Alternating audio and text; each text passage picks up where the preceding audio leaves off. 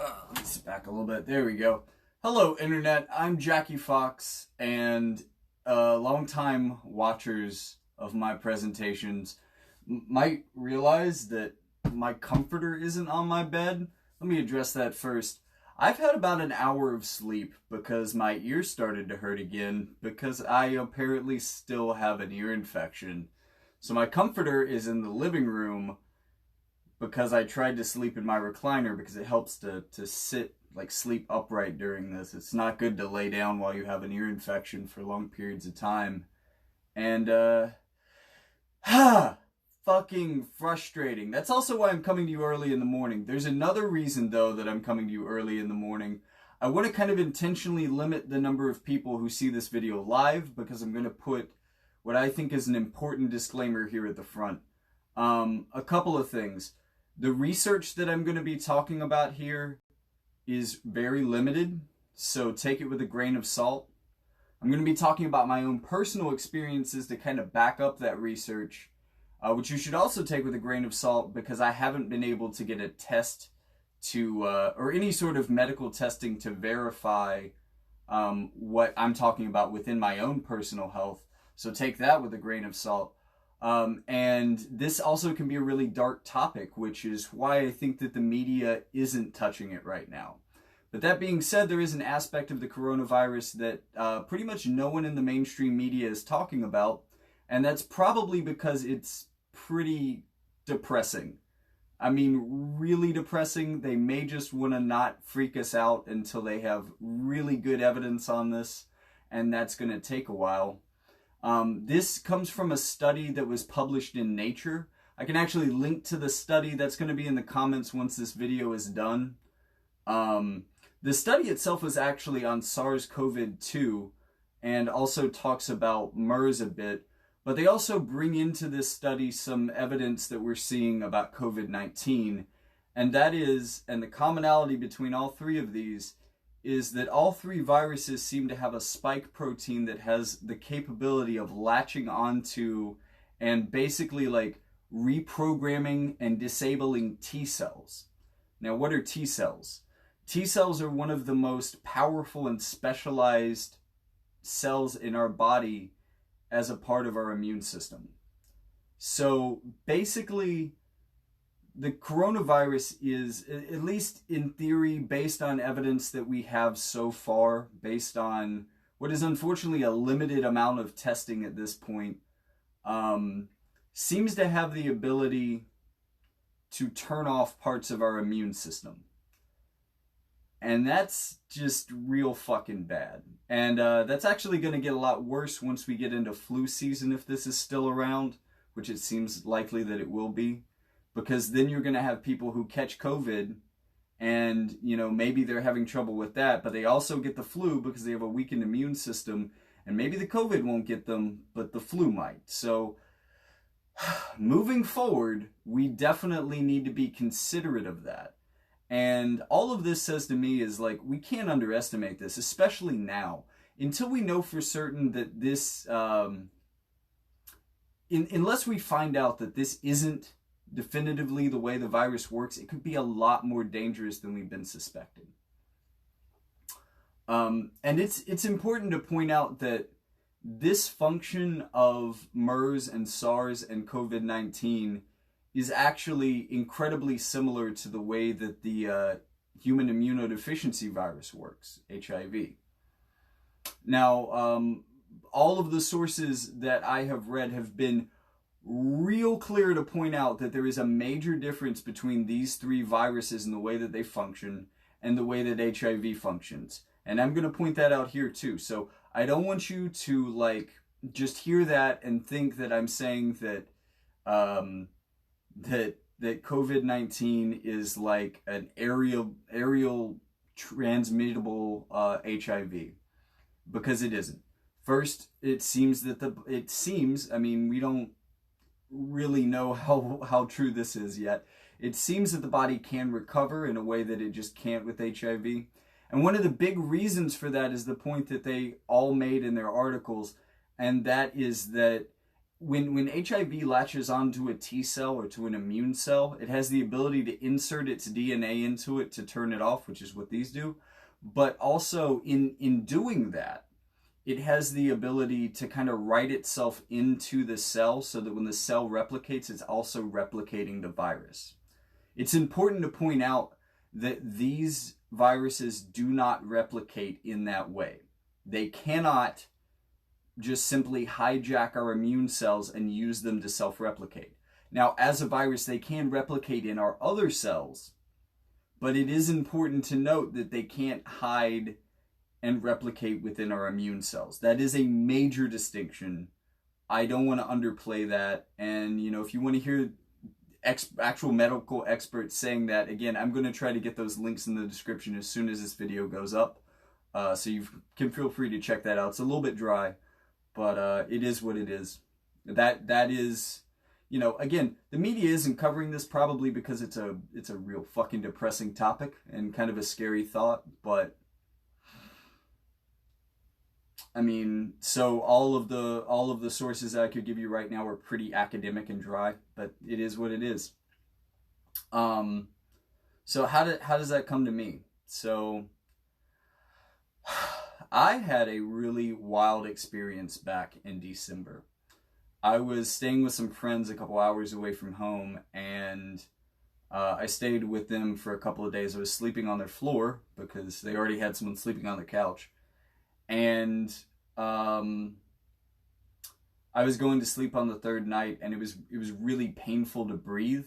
Like it was hurting pretty much my entire breathing system, throat, lungs. It also felt like there was a pressure on my chest.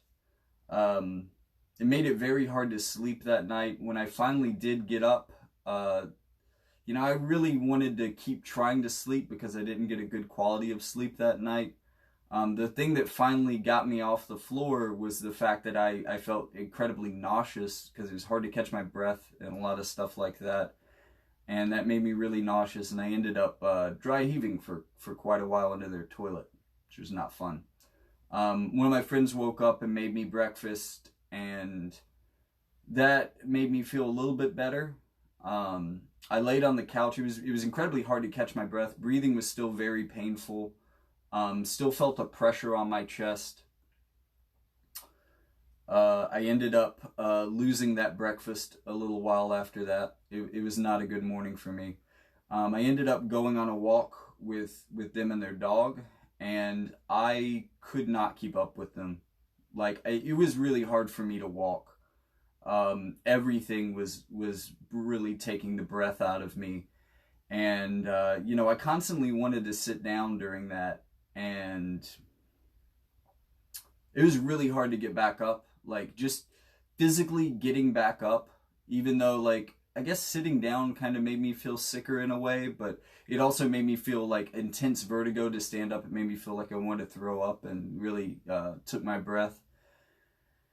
So I put all my will into keep moving and fight through it, and we just kept walking. We probably walked a mile or two, but it was hard. It was a real struggle.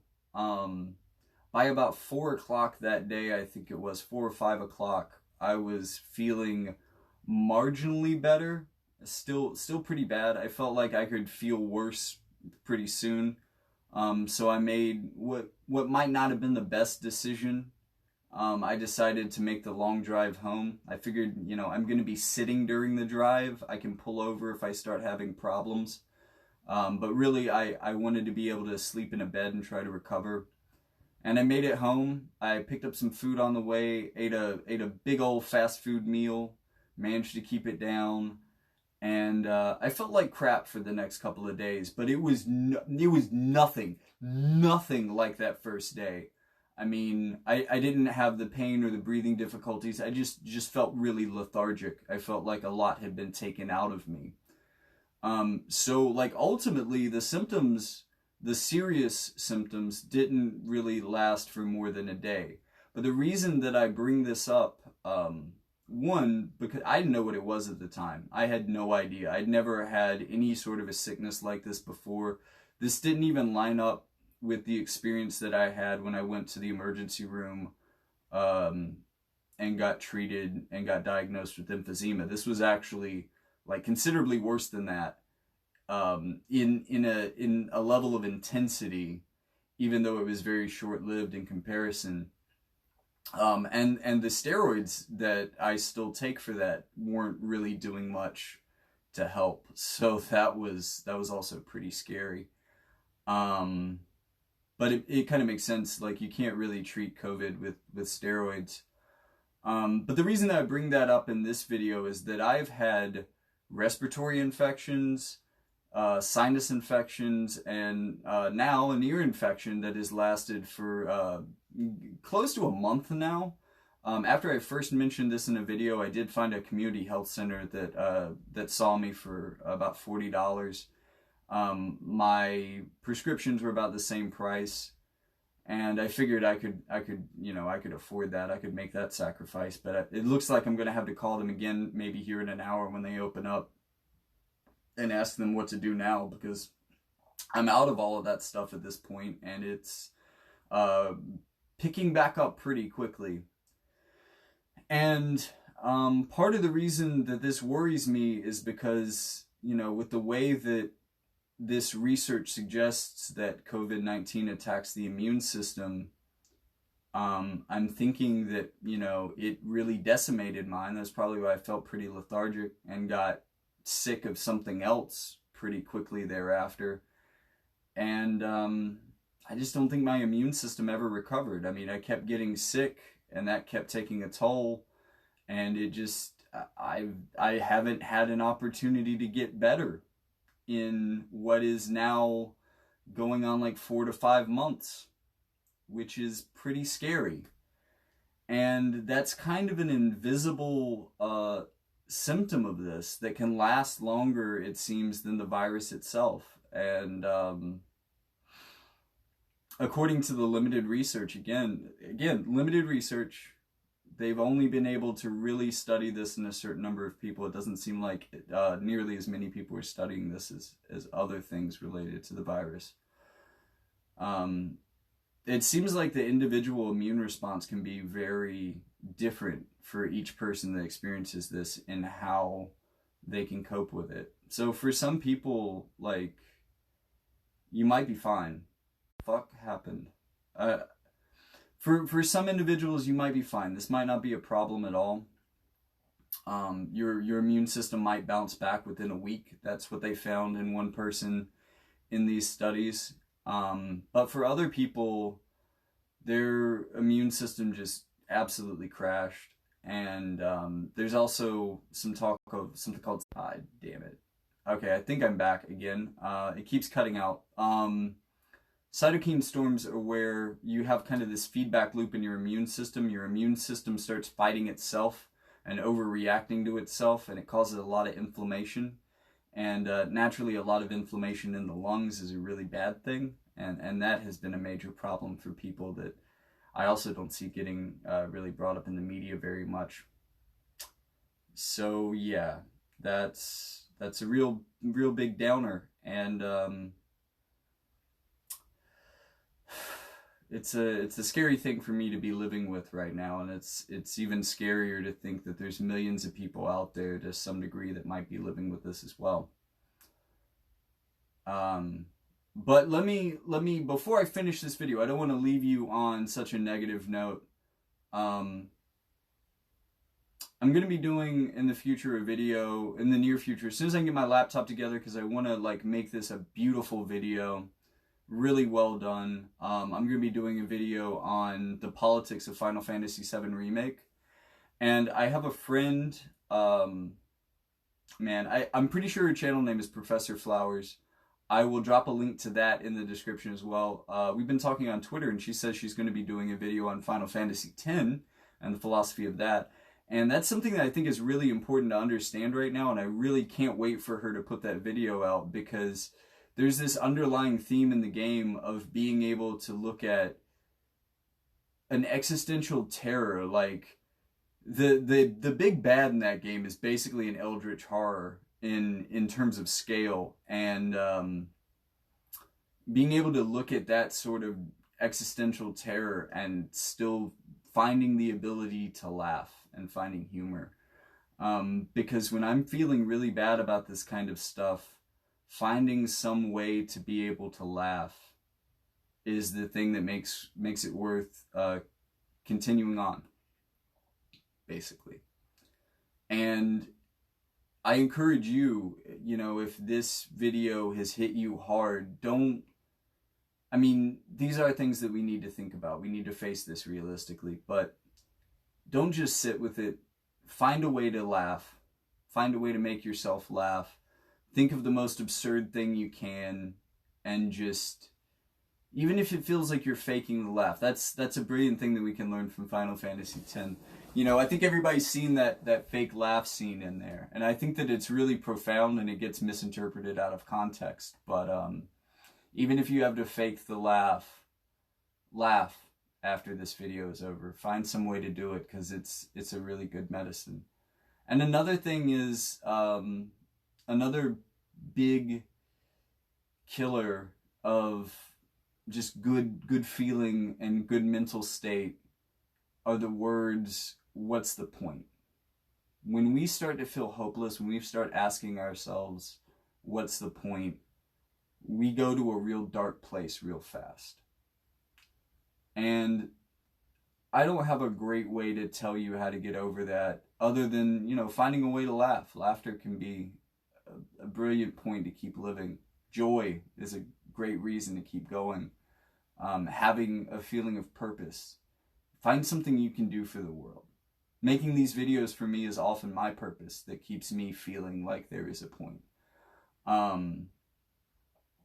But even beyond all that, if you're quarantined at home and you're missing work, like actually missing the purpose that work gave you, or even if it's not work, maybe it's just going out and seeing your friends, you're missing that and the purpose that gave you.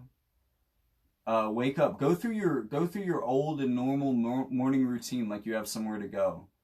Get dressed up, do your hair nice, if you have facial hair, trim it up nice. If you have nice, long, luxurious hair, brush that shit.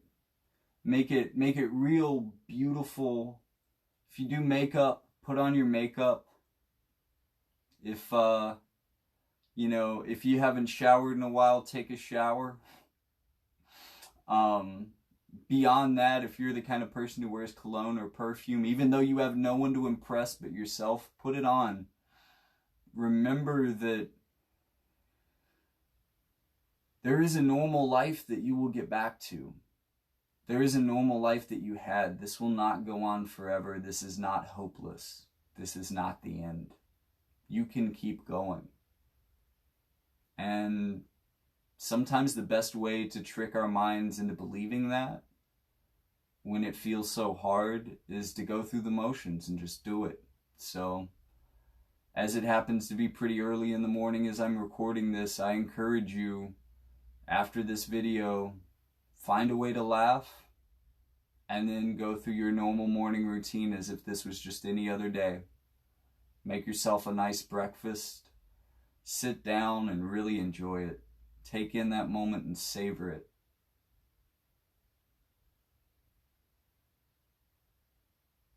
Man, that's got to be the best way that I've ever ended a video. I love it. I also really appreciate my patrons, especially right now. You guys, I kind of use my Patreon account as a piggy bank, and I've definitely had to hit that piggy bank.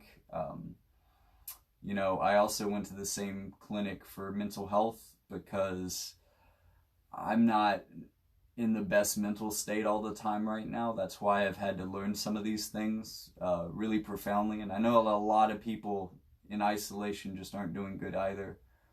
That's been important. And now I got to go back, and I'm really having to bleed that piggy bank dry. So, if you could, I know a lot of people are in a bad place right now, but if you feel like you have the privilege to give me $1 or $2, go to Patreon and show your support.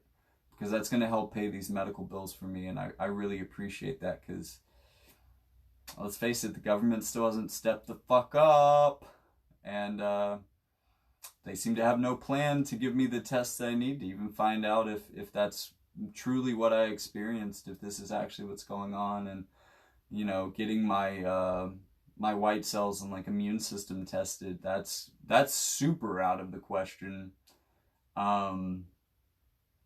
So I don't know. I just know that I'm staring at a lot of bills right now, and it's kind of scary. But you know, whether or not you do this, don't feel like I'm guilting you. I mean, I would appreciate it, but I'll find a way to make it through, and I want you to find a way to make it through as well. So, with this weird start to your morning, have a great day.